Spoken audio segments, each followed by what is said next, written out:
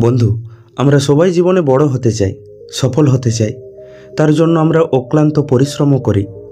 কিন্তু যেই না আমরা একটুখানি সফলতা পাই, অমনি আমাদের ভেতরে অহংকার জন্মাতে শুরু করে। আর যেমনটা আমরা জানি যে অহংকারই হলো পতনের মূল কারণ। অহংকার করলে আমাদের ক্ষতি ছাড়া কোনোদিনও লাভ হবে না। আজ আমরা এই ভিডিওতে একটি ছোট্ট কাহিনীর থেকে জানব কেন আমাদের অহংকার করা উচিত নয়। তাই অবশ্যই ভিডিওটি শেষ পর্যন্ত দেখুন। এক রাজ্যে একজন অল্পবয়স্ক ধনুর্ধর ছিল।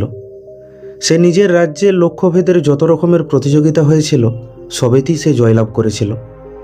তাই সেই রাজ্যের রাজা তাকে সর্বশ্রেষ্ঠ ধনুর্ধর ঘোষণা করে দিয়েছিল। সাথে সাথে তাকে অনেক পুরস্কারে পুরস্কৃত করেছিল। এবার সেই ধনুর্ধরের ইচ্ছা ছিল সে আশেপাশের অন্য রাজ্যগুলিতে যাবে আর সেখানের সর্বশ্রেষ্ঠ ধনুর্ধরদের হারিয়ে সে নিজেকে এই দুনিয়ার সর্বশ্রেষ্ঠ ধনুর্ধর প্রমাণ করবে। এই ভেবে সে তার যাত্রা শুরু করে। তারপর সে আশেপাশের সব রাজ্যে যেত আর সেখানের রাজাকে বলে তীরন্দাজ প্রতিযোগিতার আয়োজন করাতো। আর সেই রাজ্যের যে সর্বশ্রেষ্ঠ ধনুর্ধর থাকতো তাকে পরাজিত করে দিত। তারপর সে সবার সামনে সেই হেরে যাওয়া ব্যক্তিকে নিয়ে মজা করত, তাকে অপমানিত করত। তার এই বিজয় যাত্রা বেশ কিছু সময় ধরে চলতে লাগলো। সে অনেক রাজ্যের ধনুর্ধরকে তীরন্দাজ প্রতিযোগিতায় হারিয়ে দিয়েছিল। তার এই একটানা জয় তার মধ্যে প্রচুর অহংকার ও অসীম আত্মবিশ্বাস ভরে দিয়েছিল। একদিন সে তার যাত্রাপথে যাওয়ার সময় এক নগরে বিশ্রাম নিচ্ছিল। সেখানে কেউ তাকে এক জেন মাস্টারের সাথে তীরন্দাজ প্রতিযোগিতা করার চ্যালেঞ্জ দেয়। তাই সে সকাল সকাল পাহাড়ে ঘেরা সেই জেন মাস্টারের আশ্রমে পৌঁছে যায়। জেন মাস্টার বুড়ো হয়ে গিয়েছিল। তিনি নিজের আশ্রমে বাচ্চাদের জেন পরম্পরা আর তীরন্দাজের শিক্ষা দিতেন। জেন মাস্টারের আশ্রম থেকে ধনুর্বিদ্যা শিখে অনেক ভালো ও কুশল ধনুর্ধর বেরিয়ে এসেছিল। তাছাড়া জেন মাস্টার নিজেও নিশানাবাজির জন্য আশেপাশের এলাকায় প্রসিদ্ধ ছিল। কিন্তু তিনি এখনও পর্যন্ত কোথাও সার্বজনীন রূপে নিজের ধনুর্বিদ্যার প্রদর্শন করেননি। এমনকি তিনি কোনো প্রতিযোগিতাতেও অংশগ্রহণ করেননি। আশ্রমের দরজায় দাঁড়িয়ে সেই তরুণ ধনুর্ধর অহংকারের সুরে বলে, মাস্টার, যদি আপনি নিজেকে সর্বশ্রেষ্ঠ ধনুর্ধর মনে করেন তাহলে আমার সাথে মোকাবিলা করুন আর আমাকে হারিয়ে দেখান। তার এই ভয়ঙ্কর আওয়াজ শুনে আশ্রমের শিষ্যরা সেখানে জড়ো হতে শুরু করল। তার কিছুক্ষণের মধ্যেই জেন মাস্টারও সেখানে উপস্থিত হলো। জেন মাস্টারকে দেখে সেই তরুণ ধনুর্ধর নিজের তীরধনুক বের করে আর দূরে গাছের ডালে থাকা টার্গেটকে লক্ষ্য করে তীর ছুঁড়ে। তীর সোজা গিয়ে লক্ষ্যের মাঝখানে লাগে। তারপর সে দ্বিতীয় তীর চালায়। এবার তীর সোজা গিয়ে প্রথম তীরটিকে দুটুকরো করে দেয়। তারপর সে মাস্টারকে অহংকারের সুরে বলে, মাস্টার, আপনি কি এরকম করতে পারবেন?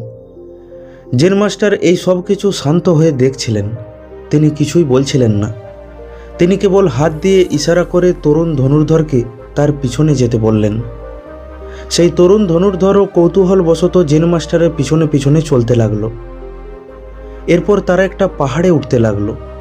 উঠতে উঠতে তারা পাহাড়ের চূড়ায় পৌঁছে গেল। সেখানে একটি বড় ও উঁচু শিলা দাঁড়িয়েছিল, যার নিচে খুবই গভীর খাদ ছিল। সেই শিলার শেষ প্রান্তে একটা পাথর বেরিয়েছিল, যেটাতে কেবল একটা পা রাখারই জায়গা ছিল আর নিচে ভয়ঙ্কর খাদ ছিল। জেন মাস্টার খুবই সহজভাবে নিজের একটা পা সেই ছোট্ট পাথরের উপর রাখল আর সেই একটি পায়ের উপর ভর দিয়ে দাঁড়িয়ে দূরে থাকা একটা গাছের ডালকে লক্ষ্য করে তীর চালালো। তীর গিয়ে সেই গাছের ডালে গেঁথে গেল। এরপর জেন মাস্টার দ্বিতীয় তীর চালালো, যেটা গিয়ে প্রথম তীরটিকে দুটুকরো করে দিল। তারপর জেন মাস্টার পুনরায় সেই শিলার উপর ফিরে এলো আর বলল, পুত্র, এবার তোমার পালা। এত গভীর খাদের উপর এক পায়ে দাঁড়াতে সেই তরুণ ধনুর্ধরের ভীষণ ভয় লাগছিল। সে কোনো রকমে ভয়ে ভয়ে শিলার শেষ প্রান্তে থাকা সেই পাথরের উপর দাঁড়ালো আর নিজের তীরধনুক বের করে সেই গাছকে লক্ষ্য করে নিশানা করতে লাগলো। কিন্তু তার সম্পূর্ণ ধ্যান সেই ছোট্ট পাথর আর গভীর খাদের উপর ছিল। সে বারবার একটাই কথা ভাবছিল, যাতে আমি এই গভীর খাদে পড়ে না যাই। তারপর সে তীর চালায়। তীর সেই গাছে না লেগে পাশ দিয়ে চলে যায়। তারপর তরুণ ধনুর্ধর ঘাবড়ে গিয়ে সেই বড় শিলার উপর ফিরে এলো। নিজের এই লজ্জাজনক হার দেখে তার মাথা হেঁট হয়ে গেল। তা দেখে জেন মাস্টার বলল, পুত্র, তুমি তীর ধনুকের উপর নিয়ন্ত্রণ অর্জন করে ফেললেও ভয়ের উপর তুমি এখনও নিয়ন্ত্রণ অর্জন করতে পারোনি, যা যে কোনো পরিস্থিতিতে লক্ষ্যভেদ করার জন্য খুবই দরকার। একটা কথা সর্বদা মনে রাখবে, যতক্ষণ মানুষের মধ্যে শেখার চেষ্টা থাকবে ততক্ষণ তার জ্ঞান বা বুদ্ধির বিকাশ হবে, কিন্তু যখন থেকে তার মধ্যে সর্বশ্রেষ্ঠ হওয়ার অহংকার চলে আসবে তখন থেকেই তার পতন শুরু হয়ে যাবে। তুমি পুরো দুনিয়া না দেখেই নিজেকে বিশ্বের সর্বশ্রেষ্ঠ ধনুর্ধর ভেবে নিয়েছ, কিন্তু সত্যিটা হলো এই দুনিয়ায় কেউই সর্বশ্রেষ্ঠ হতে পারে না, কারণ সে একটা নির্দিষ্ট পরিস্থিতিতে নিজেকে সর্বশ্রেষ্ঠ মনে করে। হতে পারে পরিস্থিতি বদলে গেলেই তাকে অন্য কেউ খুব সহজেই হারিয়ে দেবে। এই জন্য নিজেকে সর্বশ্রেষ্ঠ মনে করার অহংকার মন থেকে দূর করে দাও, আর সর্বদা নতুন কিছু শেখার জন্য নিজের মস্তিষ্ককে খোলা রাখো। সেই তরুণ ধনুর্ধর জেন মাস্টারের কথাগুলো বুঝতে পারল। সে এটাও বুঝতে পারল যে তার ধনুর্বিদ্যার জ্ঞান কেবল একটি অনুকূল পরিস্থিতিতেই কার্যকর। এখনও তো তার অনেক কিছু শিখতে বাকি আছে। তাই সে তৎক্ষণাৎ নিজের অহংকারের জন্য জেন মাস্টারের কাছে ক্ষমা চাইল, আর জেন মাস্টারকে কথা দিল সে সর্বদা একজন শিষ্যর মতো শেখার চেষ্টা করবে, আর কোনোদিন নিজের জ্ঞানের জন্য অহংকার করবে না। বন্ধু, এই কাহিনীটি থেকে আমরা 3টি শিক্ষা শিখতে পারি।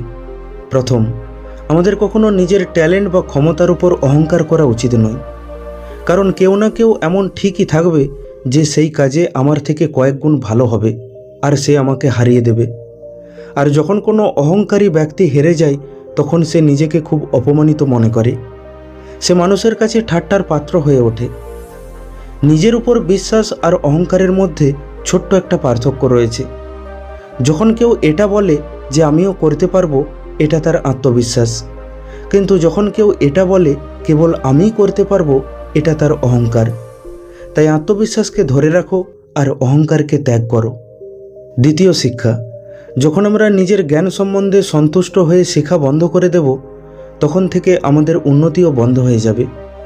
তাই নিজেকে সময়ের সাথে বদলাতে শেখো আর সর্বদা নতুন কিছু শেখার জন্য তৈরি থেকো। তৃতীয় শিক্ষা, যদি কেউ ভেতর থেকে শান্ত ও স্থির থাকে তাহলে সে অসম্ভব মনে হওয়া কাজটাকেও খুব সহজে করে উঠতে পারে। বন্ধু, আশা করি ভিডিওটি থেকে আপনি কিছু শিখতে পারলেন। ভিডিওটি কেমন লাগলো কমেন্ট করে অবশ্যই জানান। ভালো লাগলে লাইক করে দিন আর আপনজনের সাথে শেয়ার করে নিন। প্রতিনিয়ত এই রকম শিক্ষামূলক ভিডিও পেতে এখনই আমাদের ইউটিউব চ্যানেলটিকে সাবস্ক্রাইব করে নিন।